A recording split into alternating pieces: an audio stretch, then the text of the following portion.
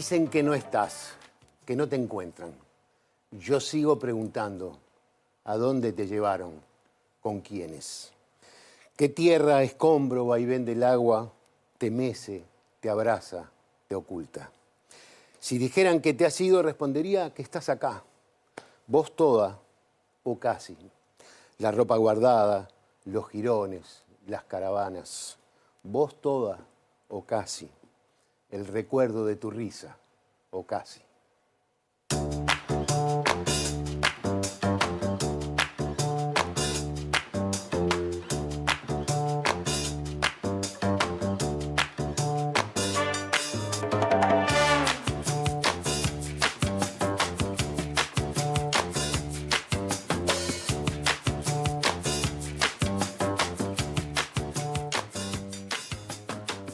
Hoy, en Ideas Cruzadas, le damos la bienvenida a Elena Zaffaroni, integrante de Madres y Familiares de Uruguayos Detenidos Desaparecidos, y Mariana Mota, presidenta de la Institución Nacional de Derechos Humanos.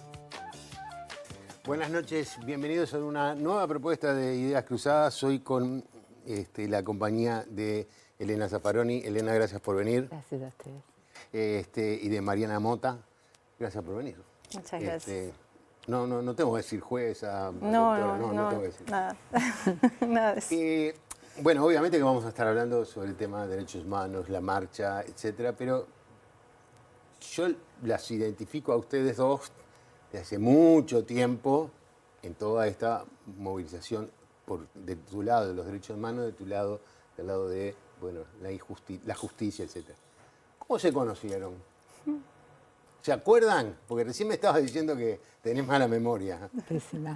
Pésima, pero no sé cuándo nos conocimos, pero sí cuando nos acercamos más, o por lo menos yo más, cuando te cambiaron de jueza, cuando aquella movida tan horrible, Sí.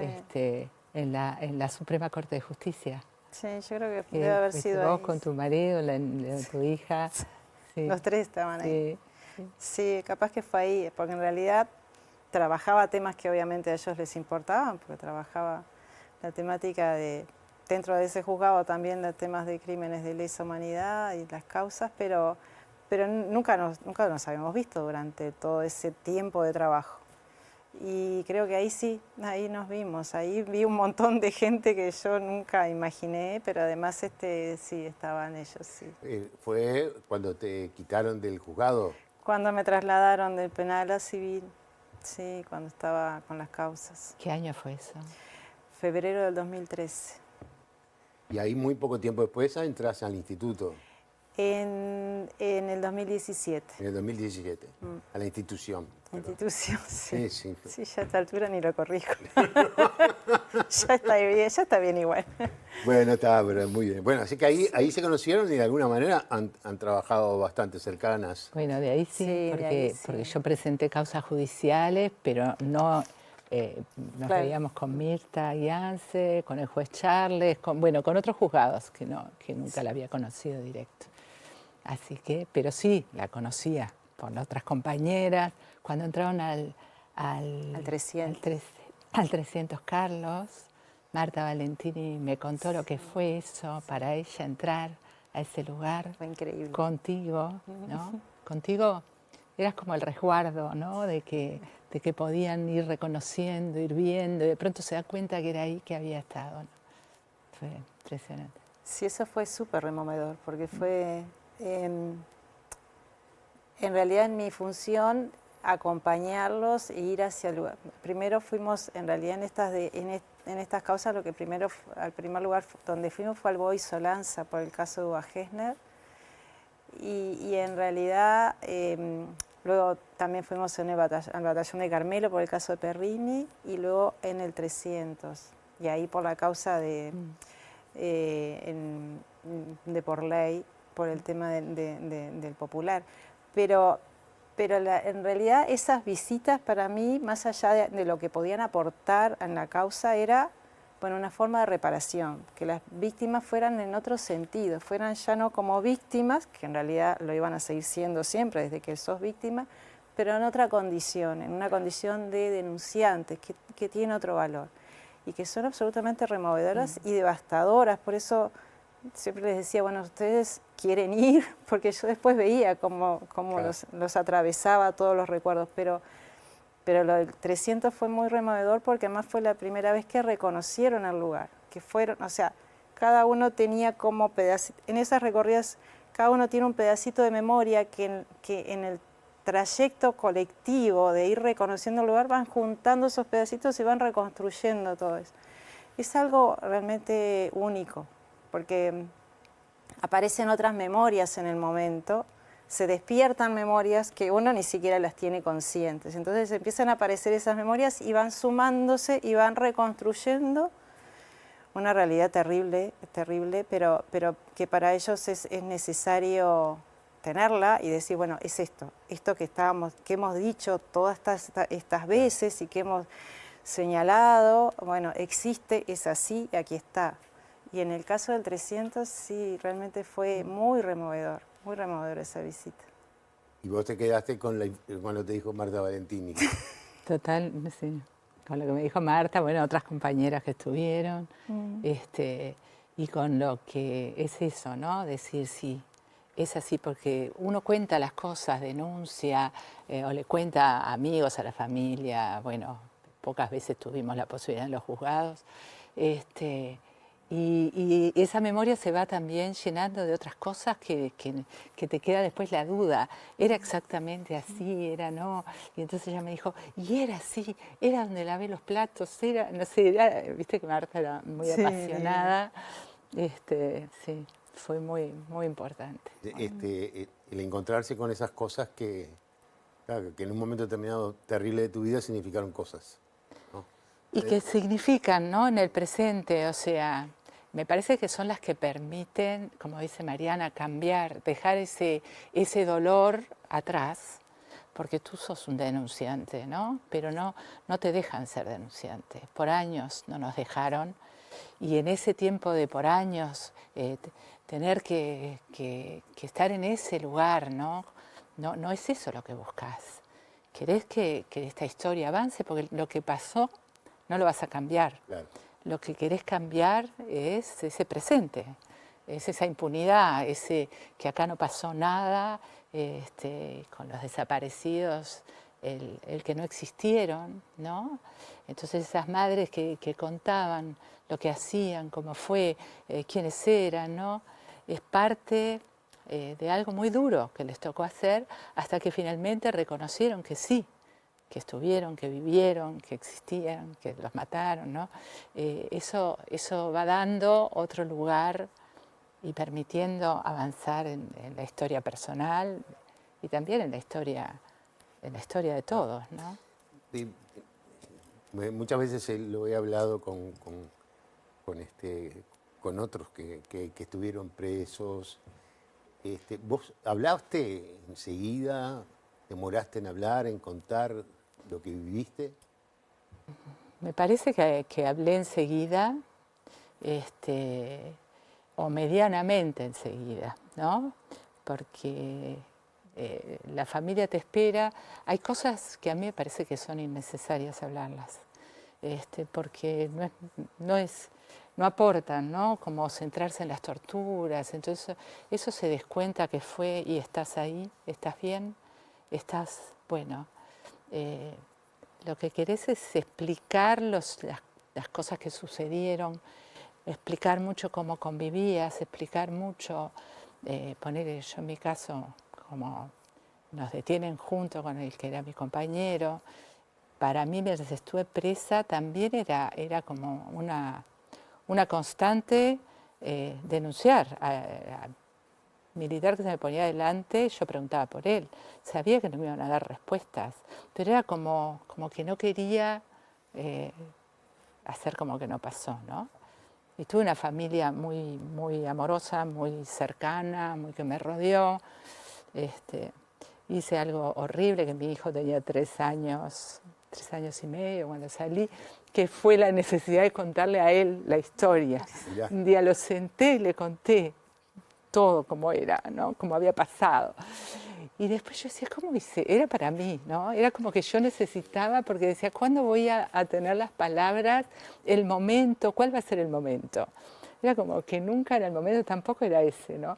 Pero bueno, dije, ta. Necesitabas hacerlo. Yo necesitaba hacerlo.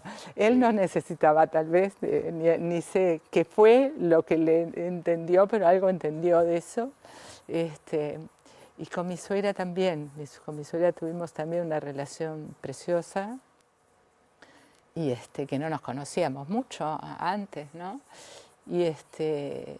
Y también ahí ya fui aprendiendo más de que contaba lo que ella quisiera, hasta donde ella quisiera, Claro. porque ella siguió no era que pensara que estaba vivo, pero siguió con esa sensación de que no podía darlo por muerto.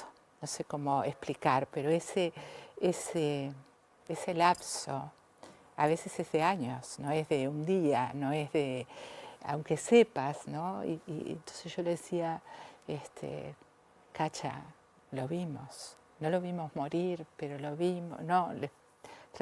Hasta que pronto dije, ¿yo cómo le estoy diciendo esto así a una madre que necesita otra forma, otras respuestas, otra manera y otras respuestas? Porque esto era con un vacío, ¿no? Y bueno, y creo que cada una hizo su camino y nosotros fuimos también entendiendo y acompañando ese camino que era así, que hablábamos del en presente, y yo le hablaba a mi hijo en pasado, pero hablábamos en presente. Fue un tiempo raro, fue un tiempo largo y raro, ¿no? Amalia González, Sí. la mamá de Luis González, Chiqui González, que era tu compañero, Sí. que es el que está desaparecido. Sí. Es el padre de tu hijo al quien le contaste la historia, ¿no? Tal cual. Cuando uno está, me imagino, antes, ¿no? Cuando estabas en la justicia y escuchabas estos relatos, porque a mí me impacta escucharlos, me sigue impactando escucharlos, ¿no?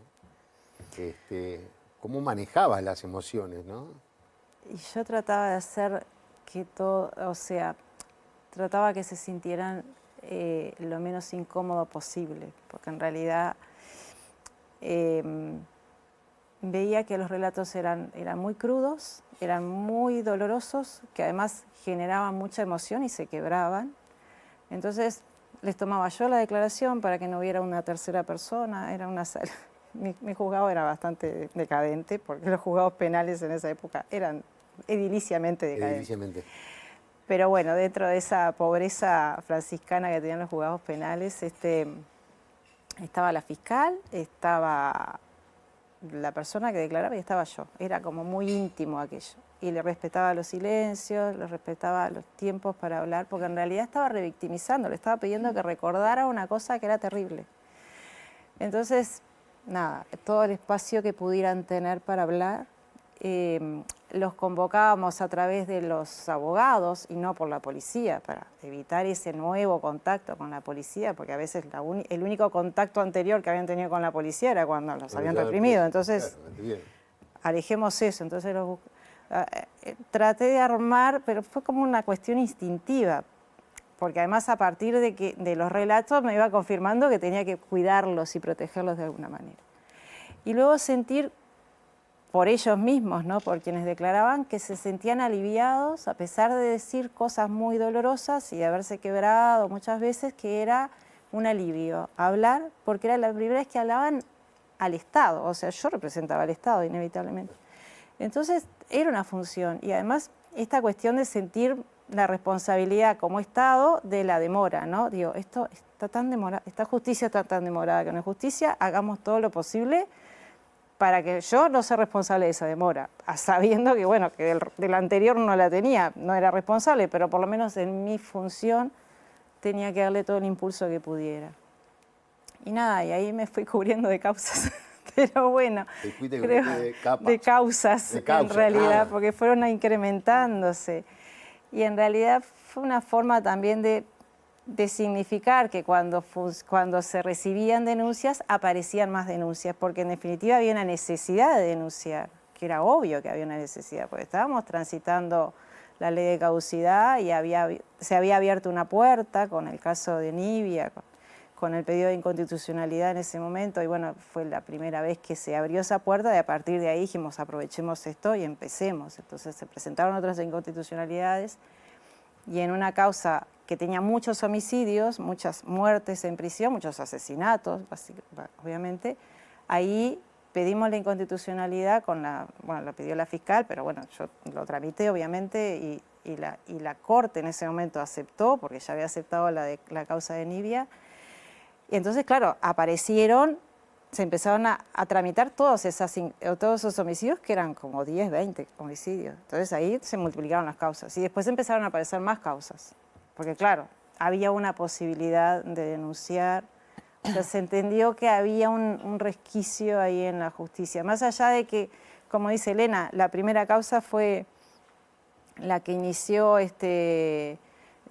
con Mirta Yance como fiscal y bueno, donde se procesaron a los principales represores, los más conocidos, por decirlo de alguna manera, pero seguía muy obstaculizado. Y de hecho ha sido siempre la pata más débil en este asunto de la justicia, el Poder Judicial. Siempre ha sido, lo ha seguido haciendo a lo largo del tiempo.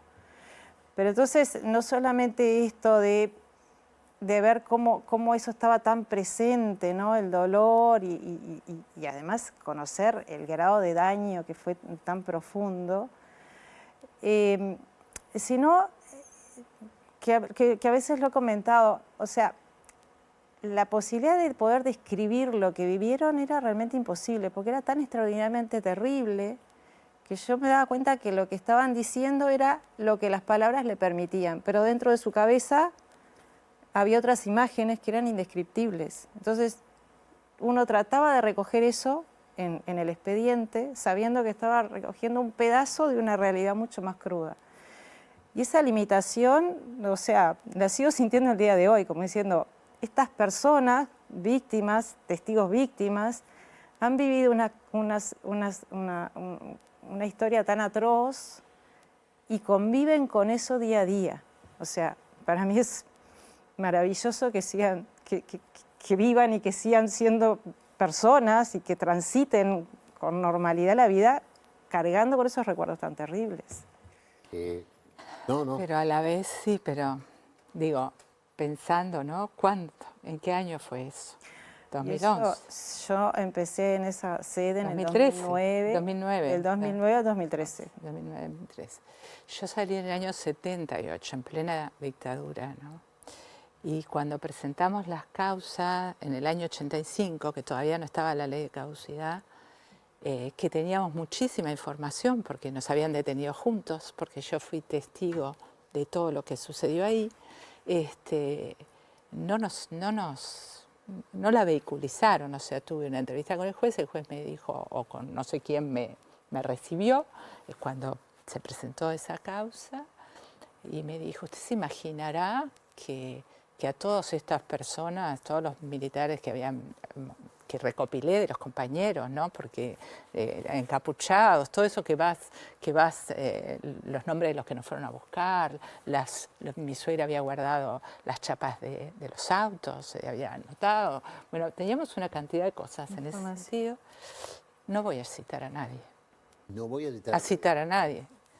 Y ahí se cerró, no citó a nadie, fue aquello que encajonó el ministro, que era un militar de la dictadura, los pedidos, las solicitudes, los llamados a los militares, y luego viene la ley de caducidad, y eso creo que es lo que hizo, para mí el peor daño, bueno, ni que hablar que los crímenes de la dictadura, pero el daño del que hizo la democracia con esa ley fue muy profundo, porque fue no dar espacio a la denuncia, convalidar lo que sucedió, convalidar la libertad de todos los que pudieron cometer los crímenes, que nosotros en ese momento no hablábamos de la institucionalidad de esos crímenes, porque nos parecía que teníamos que encontrar los responsables directos, pero que era absolutamente institucional, porque te pasaban de un cuartel al otro, te hacían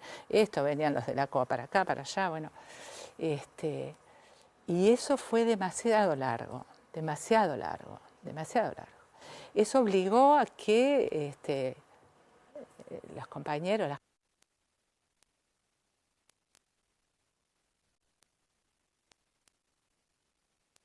victimizarse, porque a mí me tocó ahora no, hace ya unos pocos años, en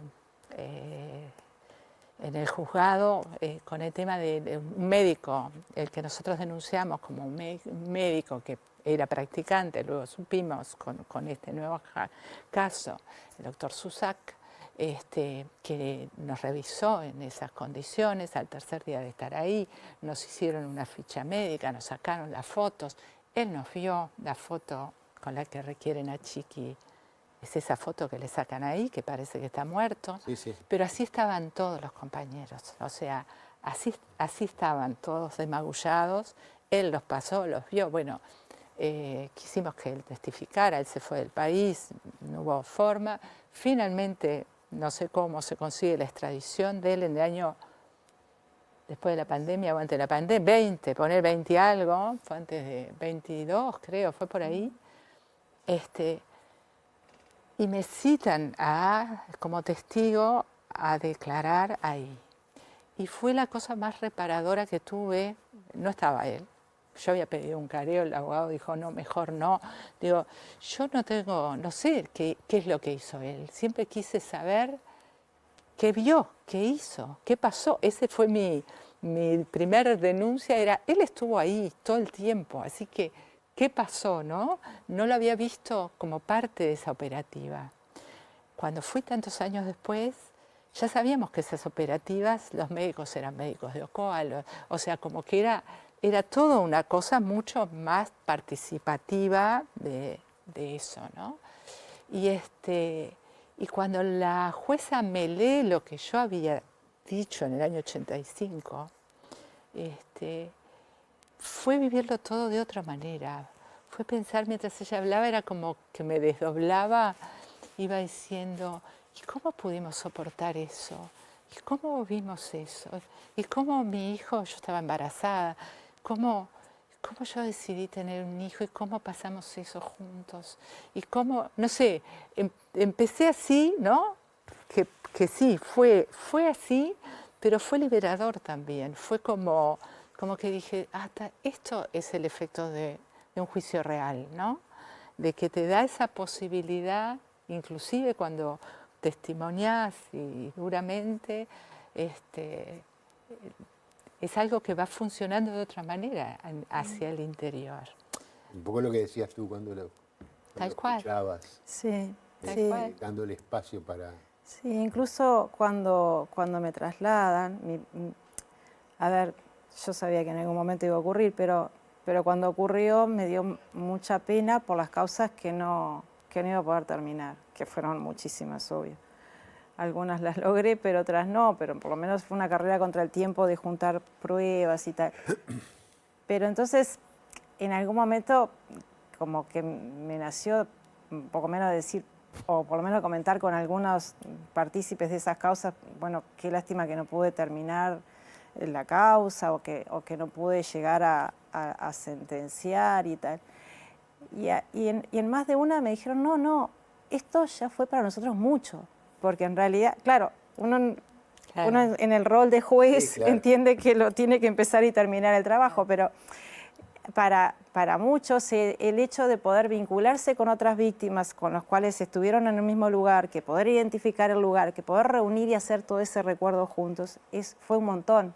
Y por eso ya estaban agradecidos con el laburo que había hecho, que en realidad, bueno, era lo que había podido hacer.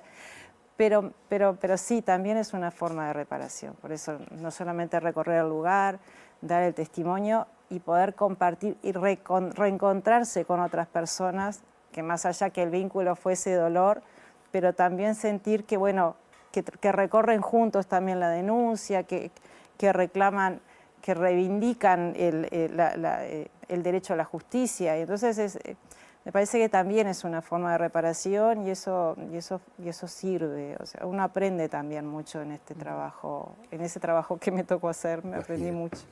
Hacemos una pausa un momentito y ya seguimos.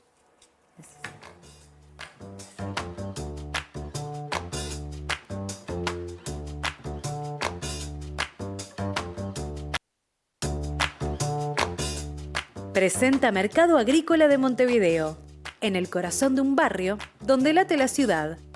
Mercado de Historias. Mercado de Historia.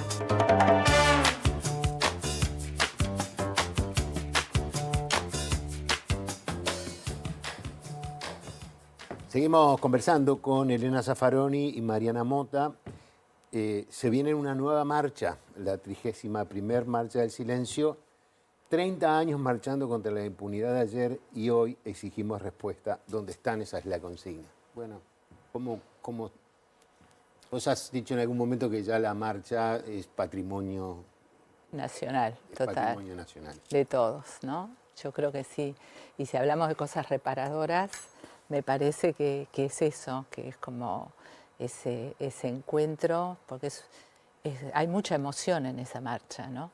No es solamente la necesidad bueno, el foco, que es un día en que está el foco mismo en los desaparecidos, en los delitos, en los crímenes de lesa humanidad, en lo que no debe volver a pasar, en toda esa historia. También me parece que es algo que nos une, ¿no? Que es formar formar una comunidad que nos atraviesa y que es, sí, una potencia que tenemos para enfrentar la vida presente, que son las demandas presentes, ¿no? Ese hilo que une esto, que sigue presente y tan difícil aunque hemos avanzado mucho, tan difícil de dejar atrás de estos crímenes de terrorismo de Estado, que por qué el Estado los sigue apañando, con los problemas de la sociedad hoy, ¿no? Porque en definitiva, ¿a dónde nos llevó esa dictadura? Sí. No fue por... Eso. El objetivo no era matar y eso fue una necesidad de combatir esa resistencia que fue mucha en el Uruguay, porque era un país ¿no? Con un sindicalismo fuerte, con una participación fuerte, con un sentido de democracia fuerte también, ¿no? Y más allá de, también yo siempre digo, y los sueños de esa etapa, que mi hijo me decía, bueno, mamá, fue en un momento maravilloso que pasaron estas cosas tan duras. Entonces hay que quedarse también con la parte maravillosa, porque que suceda esto cuando estás como inflamado de sueños, de que eran sueños posibles, de que había modelos en el mundo que estaban intentando una manera más justa de reparto de vida, de yo qué sé, de que se pensara no a través del capital, sino a través de la vida humana. Y había muchos ejemplos que ahora todos cayeron, ¿no? Pero en ese momento, de distintas formas, la juventud, por lo menos, estaba. Era maravillosa. La utopía existía. ¿Verdad? Sí, claro. Y era una sensación maravillosa y una fuerza, un proyecto, ¿no? Y yo creo que eso, las marchas de alguna manera de algo, recupera algo de algo común, ¿no? Y eso me parece que es que son actos así de amor mismo, ¿no? De pasar por alto diferencias, ¿no? Porque las madres no estaban de acuerdo, o sea, sus hijos habían sido alguno que venía de guerrilla, de grupo armado, o de, yo qué sé, o los hijos protestaron, hicieron muchos reclamos también, ¿no? De que era más importante tu militancia sindical que yo, que pasaban horas. Fuera de eso, el que nada justificaba esa represión y al revés, ¿no? Ni que vuelva a pasar. Entonces... Es muy interesante, perdón, no, pero... Por favor. Porque yo no sé, capaz que sí, que la academia Pero yo no sé si como sociedad nos dimos cuenta el daño que hizo la dictadura más allá de la represión. Sí, total. Más allá de la represión. Y creo que es un tema para... Totalmente. Ya lo vamos a anotar para tratarlo como Sí, totalmente. un tema. Sí, porque en realidad, claro, evidentemente que el daño más visible y más impactante fueron las desapariciones forzadas, los asesinatos, la tortura, la persecución ideológica. Pero después es como que se va diluyendo, ¿no? Y ya los exiliados ya tienen un lugar más chiquito. Y después toda la sociedad que también vivió la privación de derechos, o sea, yo soy hija de ese tiempo, ¿no? Claro. Entonces, crecimos sin saber lo que era el derecho de asociación, de reunión, el poder discrepar con una posición diferente, y en un miedo, estas cosas no digas, porque no se puede. Claro. O sea, si no tenías la suerte de estar en un hogar que te dijera, mira que esto no es normal, esto es una dictadura, tú crecías pensando que eso era lo normal. La Y normalidad. luego adquirir, o sea, hay algunos derechos y hay algunas vivencias y algunas experiencias de joven que nunca las tuviste ni las vas a tener porque ya luego ya no las tenías, ya no tenía lugar en tu vida. Y entonces ese pedazo, esa negación de un espacio, ya lo perdiste. Y también es responsabilidad de la dictadura. Y luego la educación de baja calidad a través de todas las destituciones masivas en la enseñanza primaria, secundaria, de universitaria, la vivimos. Entonces, eso también es un daño que también ha costado muchísimo visualizarlo. Las personas destituidas no enumeran como víctimas y en realidad lo fueron. Las personas, yo siempre pienso, será porque mi madre era docente, entonces siempre pienso, la gente que tenía esa vocación docente, que de un día a la mañana le dijeron, bueno, no trabajas más. Y luego de 12 años, hay gente que rehizo su vida con el dolor de decir, bueno, mi trayectoria de vida fue truncada y no se realizó más. Entonces, esos daños no se visualizaron. Entonces, siempre se termina, obviamente, por eso empecé diciendo, obviamente que los daños, los crímenes peores son imposibles de soslayar, pero nunca se ha visualizado el Uruguay, nunca el Estado, en esto, como dice Elena, que le cuesta tanto reconocer el daño, y reconocer los crímenes y eso, jamás ha reconocido que el daño ha sido de toda la sociedad. Y esos otros daños no se visualizan y también son cosas que la negación de todo ese daño también afecta a las personas. Obviamente que afecta más a las personas que son víctimas de crímenes atroces, pero también afecta a los demás. Es decir, ¿no me reconoces que todo esto me afectó? De que me quitaste una parte de mi vida en las personas que fueron destituidas, por ejemplo, o en las personas que fueron exiliadas y su vida quedó dividida siempre, porque cuando desexilian a uno, exilian a otro pedazo de la familia y eso. Es tremendo, o sea, y esos daños se siguen profundizando en la medida que se niegan, ¿no? Y que se transmiten de generación en generación, porque eso también afecta a las generaciones futuras, porque quieras o no, también estás transmitiendo. Lo que te afectó se lo transmitís a tus hijos, hasta inconscientemente. Entonces, si será necesario que el Estado asuma eso y que lo diga, pero realmente no solamente decirlo un día y listo, o sea, luego seguimos trabajando. No, es asumirlo con políticas en serio, en todos los niveles. Pero además, sobre todo, me parece, ¿no? El miedo, ese miedo que vivimos como sociedad, como se vivía, que a veces la gente no lograba percibirlo porque le parecía que no, pero había cambiado sus conductas también por ese miedo de reunirse, ¿no? Yo como no hago esto, no milito, no hago así, pero no, el miedo y la impunidad, validar la impunidad, para mí es lo que permitió el cambio brutal que tenemos, que aunque vamos atrás que otros países, vamos hacia el mismo lugar. Es una propuesta, no es una propuesta para Uruguay, ¿no? Estados Unidos la planteó para toda Latinoamérica, pero es una propuesta a la que fue el mundo de este capitalismo voraz, depredador, de una cosa que vemos hoy en extremos que ni lo pensábamos cuando denunciábamos qué horrible cómo va yendo hacia el neocapitalismo.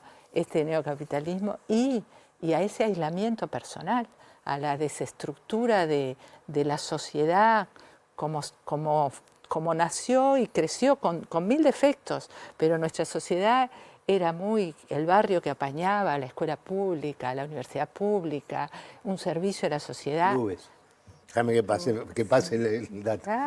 Sí, claro. Un servicio, hacer un servicio a la comunidad era bien valuado. Era que tú trabajes gratis en un hospital, era algo que te daba prestigio. Y ahora no te da prestigio, ahora el prestigio es solo el dinero, ¿no? Para llegar a eso hubo que haber una ruptura muy grande y permitir, para mí, un área de impunidad tan grande en que se cuelan todas las impunidades, no es la impunidad jurídica. La jurídica fue como una bandera que demoraron y hasta el frente tampoco la bajó. Y si vamos a lo específico de la letra, la ley de caducidad sigue vigente. Están los decretos interpretativos que permitieron juzgar y la Fiscalía en el año 19, ¿no? Que ha avanzado enormemente en la verdad, en juzgar, pero sobre todo para nosotros que es tan importante el conocimiento de lo que pasó y de realmente dejar atrás esos relatos que persisten, que son erróneos totalmente, ¿no? El de las muchachas de abril, el de los asesinatos, el de tantas cosas, ¿no? Que se vuelve como... que son cosas de decir, yo no vivía en ese país, ¿qué están diciendo? ¿No? Entonces, si será esto que pasa, que nos tocó a todos, ¿no? ¿Qué te iba recién tú lo mencionaste, de alguna manera tú has planteado que toda demora del Estado solo profundiza las vulneraciones y están reclamando que el presidente dé la orden. Yo lo discutíamos mucho el otro día en la producción, lo discutíamos, no lo conversamos. ¿Qué significa que dé la orden? ¿Qué tiene que hacer? ¿Qué es dar la orden? A ver, abrir los archivos. ¿Qué archivos? Bueno, justamente. Hay. Nosotros en esta etapa de trabajo de la institución, de estar al frente de la búsqueda de detenidos desaparecidos, lo que hemos en este tiempo buscado es pedirle a determinados organismos que tienen archivos que pueden ser de interés para desarrollar y profundizar las líneas de investigación y poder, por un lado, determinar lugares de enterramiento clandestinos, más allá de los que ya hemos ubicado, pero otros, y también conocer las circunstancias, las verdaderas circunstancias de la desaparición, dice la ley como competencia de la institución. Requerimos de información. La información, más allá de la información que recibimos de testimonios, la información está en los archivos. Entonces, en algunos archivos nosotros podemos acceder y conocer su contenido, porque son archivos públicos, porque el Estado ha migrado con mucha dificultad del paradigma de la información del Estado es información reservada a la información del Estado es transparencia y la información es pública. Y solamente de algunos, bajo algunas características puede ser reservada, pero después, si no, es pública. Ese concepto, que cuesta mucho que se instale, más allá de que por ley está establecido, cuesta que se realice en la práctica. Y en especial en el Ministerio de Defensa, nosotros, si bien ahora tenemos acceso, el acceso directo es muy importante, porque no es lo mismo decir, dame tal documento, que no sé ni cómo se titula y no sé si lo tenés, y que dependemos de que alguien nos lo diga, a buscarlo nosotros.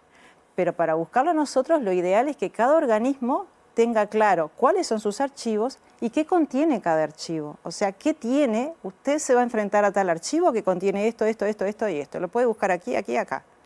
Eso debería estar en todos los organismos. En el Ministerio de Defensa es más difícil. Primero porque ni siquiera saben dónde están todos los archivos. O sea, ellos tienen archivos que te dicen que existen, pero luego aparecen archivos que no se sabía. Digo, pasó en la administración pasada con el archivo del Grupo de Artillería Quinto, que me cuesta muchísimo creer, y vamos a darlo por cierto porque no tenemos más remedio, que estaba guardado en una habitación durante décadas. O O sea, hubo décadas que no se abrió una puerta, o sea, es como una cosa que cuesta entenderlo.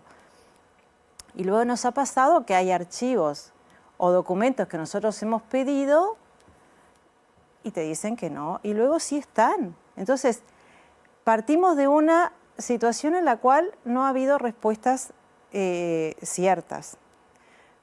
Ha habido reticencia en respuesta, o sea, partimos de situaciones difíciles con relación a determinado organismo que tiene información valiosa. Entonces, me parece que lo que reclama familiares, y veo si lo interpreto, o si no, obviamente Elena te lo va a poder decir mejor, es, bueno, ¿quién es el jefe máximo de las Fuerzas Armadas? El presidente.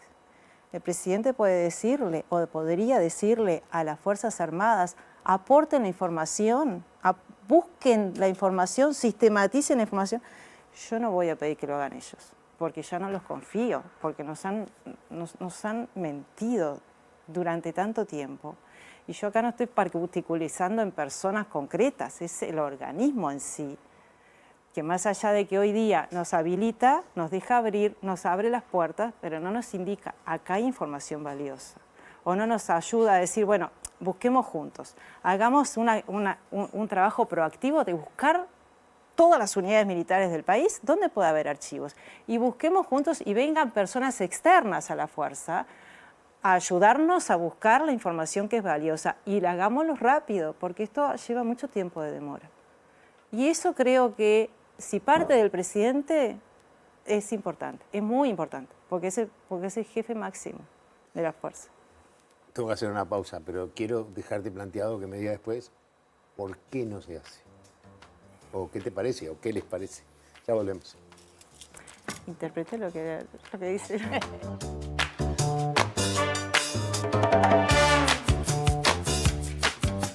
Presentó Mercado Agrícola de Montevideo, en el corazón de un barrio donde late la ciudad. Mercado de Historias. Mercado de Historia.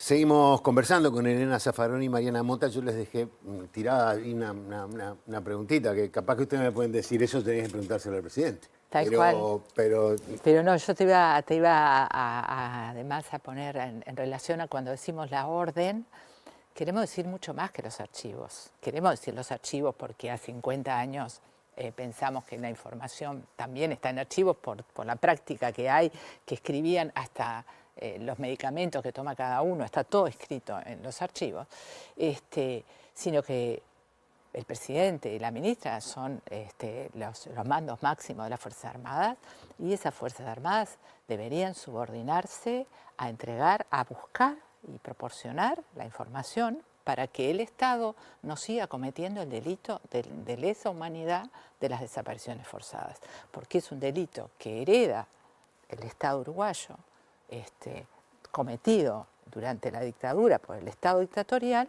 pero que en definitiva no toca los lugares donde se cometieron, y las personas que lo cometieron y las instituciones que lo cometieron, no las toca, no las investiga, no las transformó, no les da vuelta, ni les exige, ni asume que es su obligación. Siempre se ha dicho, cuando haya alguien, si tengo un amigo, ¿no? A todos les vendría bien que esto se esclareciera, no están en contra de esclarecer esto, para nada. Por supuesto que sí, pero no han estado hasta ahora dispuestos a dar los pasos que nosotros tomamos en decir la orden, quiere decir, bueno, acá mando yo, y mando con un parlamento que me secunde, y mando con una justicia que está diciendo los delitos de lesa humanidad no son contemplables en nada, así no los hayamos todavía incorporado, ¿no? Los cometidos durante la etapa de terrorismo de Estado quedan fuera de todos los privilegios, y están siendo privilegiados por la cárcel VIP, que ojalá estuvieran todos los presos en una cárcel así, porque sería una manera de que solamente estuvieran presos y pudieran hacer lo que deben hacer, pero es un privilegio. Y están fugados y cobran la jubilación paga por todos nosotros y no se les mueve un pelo, se la paga, la caja militar la paga, la ministra dijo que no sabía cómo era la caja militar, bueno, ahora el fiscal hizo una denuncia concreta a esta situación para que se esclarezca. Me parece súper esclarecedora la postura del fiscal, lo que plantea el fiscal de que hay una circular del año 90 y no sé cuánto, 94 creo, que la caja militar tiene que suspender a los fugados la jubilación. Entonces, ¿qué es lo que pasa? Una orden significaría todo esto. Claro. La dictadura del lado de allá, la democracia del lado de acá. Está bien, clarísimo. ¿Querés aportar algo de eso o me comentás un poco lo que han sido, no sé si está bien dicho, el modelo de investigación que llevan adelante que les permitió en la conferencia de prensa tener novedades incluso sobre el número de desaparecidos? Explícamelo bien. Te comento, porque puede ser un poco complejo. A ver, la institución tiene un cometido doble, que es el hallazgo de los restos y conocer las verdaderas circunstancias de la desaparición. En ese sentido, se conformó desde que la institución asumió esta competencia un equipo de investigadores que trabaja a la par que el equipo de antropólogos, unos en búsqueda en terreno y otros en búsqueda de información para conocer esas circunstancias de la desaparición y también aportar los elementos que pudieran determinar otros lugares de enterramiento. En ese sentido, aborda cada una de las desapariciones, cada uno de los casos de desaparición, que son los de uruguayos desaparecidos en Uruguay, los uruguayos desaparecidos en Argentina, que son alrededor del 70%, los desaparecidos en Chile, en Bolivia, Colombia, etc. Entonces, ver cómo transitaron. Pero además de esos casos que ya conocemos, la institución abordó otras denuncias que se hicieron en la Comisión para la Paz y la Comisión para la Paz no las tramitó, no las conoció o no las desarrolló porque se terminó su mandato. Recordemos que era de un año y se duplicó un año más, pero tampoco siguió.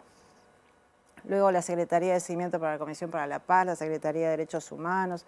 O sea, denuncias se fueron recibiendo a lo largo de los años. Algunas quedaron ahí como denuncias y no se tramitaron. Entonces, la institución, a través de su equipo de investigación, asumió la investigación de cada una de esas denuncias. Tenemos un universo de, como se informó en la conferencia, de más de 300 denuncias.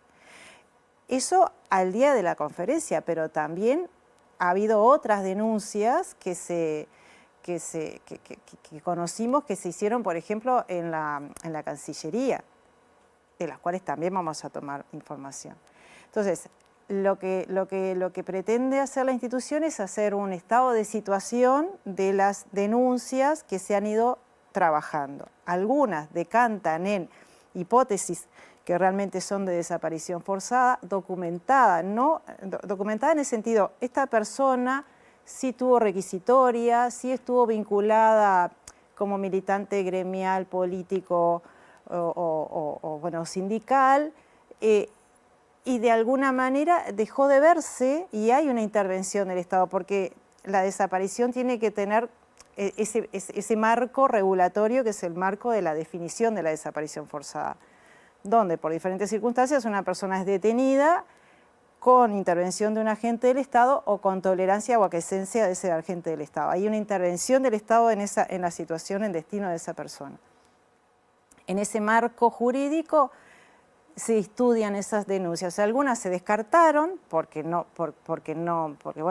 configura la hipótesis, porque murieron luego, porque se supo que estaban vivos, y etc. Otras fueron aclaradas, y acá en la aclaración lo que se está diciendo es, bueno, se hallaron los restos, se pudieron identificar, se pudo saber el destino de esa persona que no coincide con la desaparición.